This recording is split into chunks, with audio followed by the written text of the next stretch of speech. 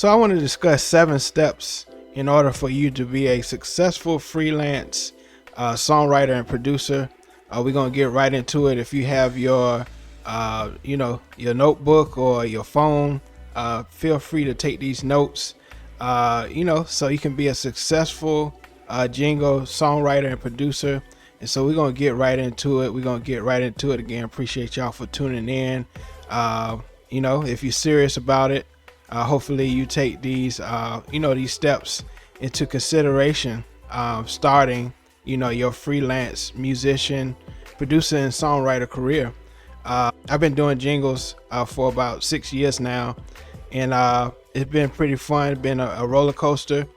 Some months you have a lot of orders, and some months you don't have a lot of orders. I say during the beginning of the year, that's when a lot of things start rolling. People want new jingles, new songs, and if you're good, you have good quality, people will ask for updates on their jingles and they'll come back to you. And so I want to discuss 7 steps in order to be a great freelance jingle songwriter and producer. And so again, appreciate y'all for tuning in. And so the first step I would say is have a reasonable price. Especially you starting off, you don't want to start too high. You want your price to attract people. Of course, you want to have some good samples for people to listen to when you first start. My first sample jingle I had on mine was my church jingle.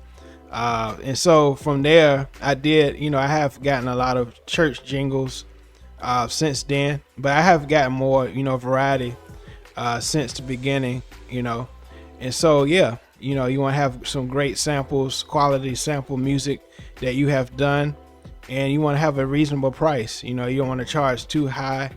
I believe I started at $50 per jingle. And so I did it for my delivery. I did it for 5 days. As far as how long it'll take for me to deliver the jingle, because you want to take time with it. You don't want to rush creating a jingle for the particular client or buyer. And so have a reasonable price. The second thing you want to do is ask for details, especially a theme, keywords. You want to ask for details because you don't want to create a jingle, for a company or a radio station or a church, and you don't know the theme or what their mission is, to their audience. Whoever listened to the jingle, they want to learn about the company. They want to learn about details.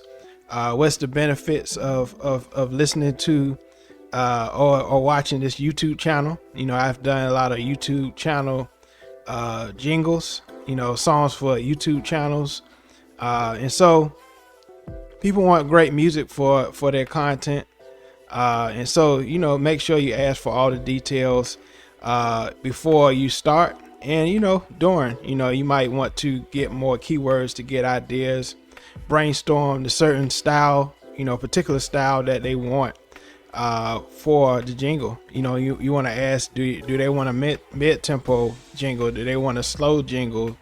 How many seconds do they want the jingle? All those things are important to have a great great communication and great service to your client or the person that's buying the jingle. And so the next thing you want to have is quality work. That's the key thing. Like I say, you don't want to rush your jingle. You want to have quality work. You don't want to half do it. You want to take your time, even though you may charge a low fee as far as your jingle is concerned. You still want to have high quality work, because later on you do want people to charge you more for what you do, because you've spent more time, you put more hours in creating things, creating jingles for people. So over time you do want to raise your price And so you want to have quality work, all the way from the beginning. When you first start, you always want to have quality work. Make sure you have a great mix. Make sure it's mastered good, and you see what happened. And you'll be successful, having great quality work. You don't want to have to do it. And so the next one, this is not the, I believe this is, I feel this is important because you want to set yourself apart from other jingle writers and producers on Fiverr. I'll say Fiverr because that's the one I use. Fiverr hasn't, sponsored me. Hopefully one day they do. But anyways, you want to have your signature style. I have a certain style that I feel is the reason why people come back to me to get more of my work, or do another jingle with me, or have an update on their jingle, because I have a certain style that I have. And so you might want to consider creating a signature style as far as your jingles is concerned, or a certain structure that sets you apart from other jingle writers on the platform. And so again, create your own signature style. Number 5, I feel like a jingle niche is great to have. Like I said, I started off doing a lot of church jingles for church. And so you may have a lane where you do, let's say, you do jingles for restaurants.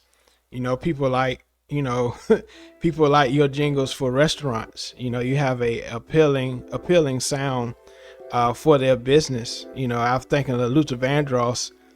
He started off doing jingles for, food products. One of his famous one was a pizza shop that he did a jingle for. And so he found his lane, doing jingles as far as, restaurants and so forth. And so you want to find your niche, your niche as far as jingles is concerned. You want to find your niche. Just like doing YouTube, you want to find your niche, your lane, your avenue, what you are best at, and then later on you may verge into something else. That's what happened to me. I started off in church, a lot of church jingles. Then I merged into a lot of YouTube jingles, radio station jingles, and all types of jingles at this point right now. And so have a jingle niche. The next one, have great communication with your buyer, the person that's buying from you, as far as a jingle. That's very important. Also, that's great for having a great review, after a review or rating at the end of your, when you deliver the jingle. That's the icing on the cake. Having great communication, that shows that you're really into, making this jingle for this person great, or this buyer great, is having great communication. Maybe you have you're confused on the direction, that they want their jingle to have, and you ask them certain detailed questions, what they really want. Do they want to transition on this part? Do they want intro music lick or music intro? You got to ask all those details. And so having great communications before you start, during the process, and also at the end, it's great. Say, like on Fiverr, some people give you tips. If you do a really good job, they may give you extra money on top of what you charge. And so when they give you a tip, make sure you say thank you for giving me tips. Be appreciative.